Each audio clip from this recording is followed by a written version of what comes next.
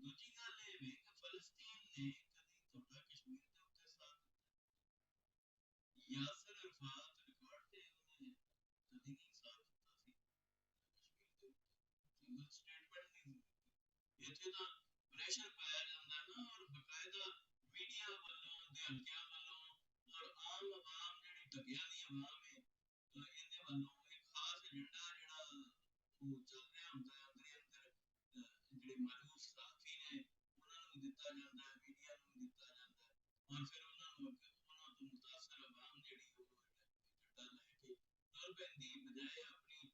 ਆਪਣੀ ਨੌਲੇਜ ਦੇ ਆਪਣੀ ਕਿਸੇ ਜਾਣ ਪਛਾਣ ਦੇ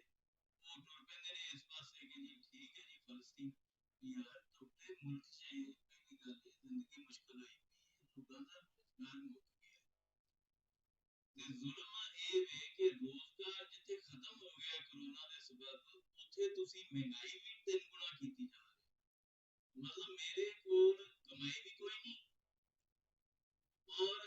ਚੀਜ਼ਾਂ ਮਹਿੰਗੀਆਂ ਵੀ 3-4 ਗੁਣਾ ਹੋ ਰਹੀਆਂ ਨੇ ਮਤਲਬ ਇਹ ਵੇ ਕਿ ਜੇ ਮੈਂ ਭੁੱਖ ਨਾਲ 10 ਦਿਨਾਂ ਬਾਅਦ ਮਰਨਾ ਸੀ ਤੇ ਮਹਿੰਗਾਈ ਦੀ ਵਜ੍ਹਾ ਤੋਂ ਮੈਂ ਉਹ 2 ਦਿਨਾਂ 'ਚ ਹੀ ਮਰ ਜਾਣਾ ਇਹ ਜਿਹੀ ਮਿਸਾਲ ਹੋ ਗਈ ਹੋਈ ਹੈ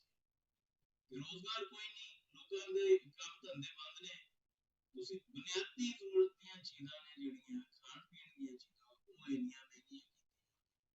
ਔਰ ਇਹ ਮੁਸਲਮਾਨ ਨੇ ਤੁਸੀਂ ਯਹੂਦੀਆਂ ਨੂੰ ਗਾਲਾਂ ਕੱਢਦੇ ਹੋ ਇਹ ਮੁਸਲਮਾਨ ਨੇ ਜਿਹੜੇ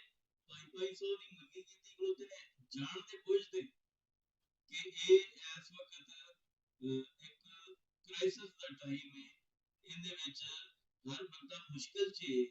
ਗਰੀਬ ਕੀ ਤੇ ਮਿਡਲ ਕਲਾਸ ਕੀ ਸਾਰੇ ਮੁਸ਼ਕਿਲ 'ਚ ਨੇ ਔਰ ਇਸ ਵਕਤ ਦੇ ਵਿੱਚ ਤੁਸੀਂ ਤੁਹਾਨੂੰ ਮੁਨਾਫੇ ਦੀ ਪਈ ਹੈ ਤੁਸੀਂ ਯਕੀਨਨ ਯਹੂਦੀਆਂ ਤੋਂ ਬੋਲੇ ਹੋ ਇਹ ਜਿਹੜੇ ਮੁਰਗੀ ਦੇ ਤਾਜਰ ਨੇ ਜਿਹੜੇ ਇਸ ਮਾਫੀਆ ਦੇ ਪਿੱਛੇ ਨੇ ਜਾਂ ਚੀਨੀ ਵਾਲੇ ਜਿਹੜੇ ਮਾਫੀਆ ਨੇ ਇਹ ਯਹੂਦੀਆਂ ਤੋਂ ਬੁਰੇ ਨੇ ਯਕੀਨ ਮੰਨੋ ਯਹੂਦੀ ਆਪਣੀ ਕੌਮ ਨਾਲ ਏਡਾ ਭੈੜਾ ਨਹੀਂ ਕਰਦੇ ਇਹ ਤਾਂ ਉਹ ਨੇ ਜਿਹੜੇ ਸਭ ਤੋਂ ਪਹਿਲੇ ਉਹ ਕਿਸੇ ਦਾ ਕੱਲਾ ਕੱਲਾ ਮੁੰਡਾ ਸੀ ਬੇਵਾ ਔਰਤ ਸੀ ਤੇ ਹੀਗਾ ਸੀ ਕਮਲਾ ਉਹਨੇ ਆਖਿਆ ਕਿ ਪੁਲਿਸ ਦੇ ਕਿਤੇ ਟੈਸਟ ਹੁੰਦੇ ਪਏ ਸੀ ਬਾਹਰ ਉੱਤੇ ਘਰ ਆ ਕੇ ਉਹਨੇ ਦੱਸਿਆ ਬੇਬੇ ਮੈਂ ਨਾ ਟੈਸਟ ਦੇ ਆਇਆ ਤੇ ਜੇ ਮੈਂ ਥਾਣੇਦਾਰ ਭਰਤੀ ਹੋ ਗਿਆ ਨਾ ਸਾਰਿਆਂ ਤੋਂ ਪਹਿਲਾਂ ਤੈਨੂੰ ਹੀ ਅੰਦਰ ਦੇ ਉਹਨੇ ਝੋਲੀ ਚੁੱਕੀ ਬੇਵਾ ਔਰਤ ਨੇ ਉਹਨੇ ਕਿਹਾ ਪੁੱਤਰ ਫਿਰ ਦਾ ਸ਼ਾਇਦ ਨਾ ਹੀ ਤੂੰ ਥਾਣੇਦਾਰ ਲੱਗੇ ਤੇ ਨਾ ਮੇਰੇ ਉਹ ਹਿਸਾਬ ਸਾਡਾ ਹੈ ਵੀ ਇਹ ਐਸੀ ਕੌਮ ਜਿਹੜੀ ਇੰਨੇ ਬੁਰੇ ਵਕਤ 'ਚ ਵੀ ਸਾਰਿਆਂ ਤੋਂ ਪਹਿਲੇ ਆਪਣੇ ਨੂੰ ਹੀ ਵੱਢੀ ਜਾ ਰਹੀ ਹੈ ਇਹ ਫਲਸਤੀਨ ਦੀ ਗੱਲ ਕਰਦੀ ਪਈ ਹੈ ਇਹ ਕਸ਼ਮੀਰ ਦੀ ਗੱਲ ਕਰਦੀ ਹੈ ਮਿਆਂਮਾਰ ਦੇ ਲੋਕਾਂ ਦੀ ਗੱਲ ਕਰਦੀ ਹੈ ਇਹ ਰੋਹਿੰਗਿਆ ਦੀ ਗੱਲ ਕਰਦੀ ਇਹ ਕਿਸ ਨੂੰ ਨਾਲ ਗੱਲ ਕਰਦੇ ਆ 24 ਘੰਟੇ ਝੂਠ ਬੋਲ ਕੇ ਆਪਣਿਆਂ ਦਾ ਮਾਸ਼ੀ ਕਤਲ ਕਰਕੇ ਆਪਣਿਆਂ ਦੇ ਬੱਚੇ ਭੁੱਖੇ ਮਾਰ ਕੇ ਤੁਹਾਨੂੰ ਫਲਸਤੀਨ ਦੀ ਪਈ ਹੈ ਸਾਰੀ ਦੁਨੀਆ ਇਸ ਵਕਤ ਕ੍ਰਾਈਸਿਸ 'ਚ ਵੱਡੇ ਵੱਡੇ ਮੁਲਕ ਸਾਰਿਆਂ ਤੋਂ ਪਹਿਲੇ ਆਪਣੀ ਆਵਾਮ ਦਾ ਸੋਚ ਰਹੇ ਨੇ ਕਿ ਅਸੀਂ ਕੀ ਕਰਨਾ ਹੈ ਕਿੱਧਰ ਜਾਣਾ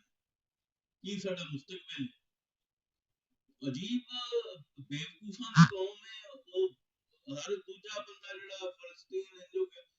ਯਾਰ ਸ਼ਰਮ ਦਾ ਘਾਟਾ ਤੁਹਾਡੇ ਲੋਕਾਂ 'ਚ ਤੁਸੀਂ ਮੁਨਾਫਿਕ ਆਜ਼ਮ ਜੇ ਕਾਬਲ 'ਚ ਕੱਲ 16 ਬੰਦੇ ਅੱਜ 16 ਬੰਦੇ ਮਾਰ ਗਏ 3 ਘੰਟੇ ਪਹਿਲੇ ਜੀ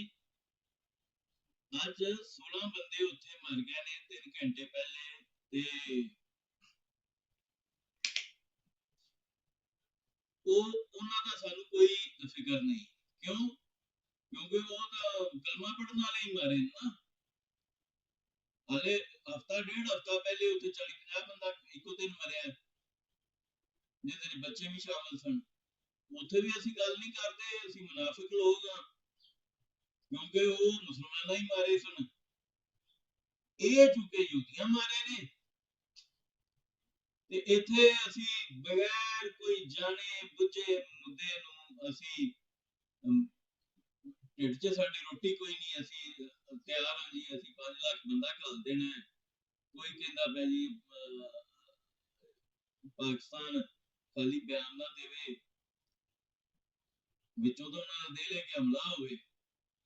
ਮਤਲਬ ਇਹ ਉਹ ਕੌਮ ਹੈ ਨਾ ਜਿਹੜੀ ਇੱਥੇ ਸੜਕ ਤੇ ਲੜਾਈ ਹੁੰਦੀ ਹੋਵੇ ਤੇ ਰਾਹ ਜਾਂਦੇ ਆਪਣਾ ਕੰਮ ਜਿੰਨਾ ਮਰਜ਼ੀ ਜ਼ਰੂਰੀ ਹੋਵੇ ਉਹ ਛੱਡ ਕੇ ਤਮਾਸ਼ਾ ਵੇਖਣ ਖਲੋ ਜਾਂਦੇ ਨੇ। ਲੜਾਈ ਹੁੰਦੀ ਪਈ ਔਰ ਉਹਨਾਂ ਦਾ ਦਿਲ ਹੁੰਦਾ ਹੈ ਕਿ ਉਹ ਚਾਰ ਬੰਦੇ ਇਕੱਠੇ ਹੋਏ ਹੋਣ ਨਾ ਤੇ ਉਹ ਲੜਾਈ ਵੇਖਣ ਲਈ ਰੁਕੇ ਹੁੰਦੇ, ਚੜਾਉਣ ਲਈ ਨਹੀਂ ਰੁਕੇ ਹੁੰਦੇ।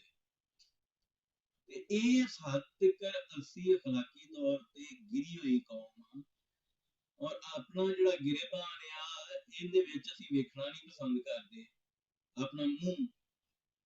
ਅਸੀਂ ਦੁਨੀਆ ਨੂੰ ਗੱਲਾਂ ਕਰਦੇ ਆ, ਫਲਾਣੇ ਜ਼ੁਲਮ ਕਰਤਾ, ਫਲਾਣੇ ਜ਼ਬਰ ਕਰਤਾ। ਲਾਹੌਰ ਚ 50 ਬੰਦਾ ਮਰਿਆ, ਤੁਹਾਡੀ ਰਿਆਸਤ ਨੇ ਟੋਟਲ ਜ਼ਬਰ ਨਹੀਂ ਕੀਤਾ, ਟੋਟਲ ਬਲੈਕ ਆਊਟ ਨਹੀਂ ਕੀਤਾ ਮੀਡੀਆ ਨੇ। ਖਬਰ ਆਣ ਦਿੱਤੀ ਜੇ ਬਾਹਰ, ਉਹ ਫਲਸਤੀਨ ਇਸਰਾਈਲ ਨੂੰ ਗੱਲਾਂ ਕਰਦੇ ਜੇ ਉੱਥੋਂ ਦੀਆਂ ਵੀਡੀਓਜ਼ ਤਾਂ ਆ ਰਹੀਆਂ ਨਾ, ਖਬਰ ਤਾਂ ਨਿਕਲ ਰਹੀ ਬਾਹਰ। ਇੱਥੇ ਤਾਂ ਤੁਸੀਂ ਖਬਰ ਨਹੀਂ ਹੈ ਬਾਹਰ ਨਿਕਲਣ ਦਿੰਦੇ ਤੇ ਪਹਿਲੇ ਆਪਣੀ ਰਿਆਸਤ ਦੇ ਜ਼ਬਰ ਵੱਲ ਤਾਂ ਵੇਖ ਲਓ। ਤੁਸੀਂ ਆਪ ਕੀ ਕਰਦੇ ਪਏ ਜੇ, ਤੁਹਾਡਾ ਆਪਣਾ ਕਿਰਦਾਰ ਕੀ ਹੈ। ਗਵਾਂਢ 'ਚ ਬੰਦੇ ਮਰ ਜਾਂਦੇ ਨੇ ਤੇ ਉਹਨਾਂ ਦੀ ਤੁਹਾਨੂੰ ਪਰਵਾਹ ਨਹੀਂ ਹੁੰਦੀ ਤੇ ਉਹ ਜਿਹੜੇ ਨੇ ਦੂਰ ਬੈਠੇ ਜਿਹੜੀ ਨਾ ਸਾਡੀ ਜ਼ਿੰਮੇਵਾਰੀ ਵੀ ਨਹੀਂ, ਉਮਾ ਲਈ ਫਿਰਦੇ। ਉਮਾ ਕੀ ਹੈ ਕਿ ਇਸ ਵੇਲੇ ਤੁਹਾਨੂੰ ਉਮਾ ਨੇ ਯਾਦ ਕੀਤਾ, ਤੁਹਾਨੂੰ ਤਾਂ ਉੱਥੇ ਥਾਂ ਨਹੀਂ ਖਰੀਦਣ ਦਿੰਦੇ ਮੁੱਲ। ਤੁਸੀਂ ਸਾਊਦੀ ਅਰਬ 'ਚ ਪ੍ਰਾਪਰਟੀ ਨਹੀਂ ਖਰੀਦ ਸਕਦੇ ਇਹਨਾਂ ਸਾਰੇ ਮੁਲਕਾਂ 'ਚ ਹੀ।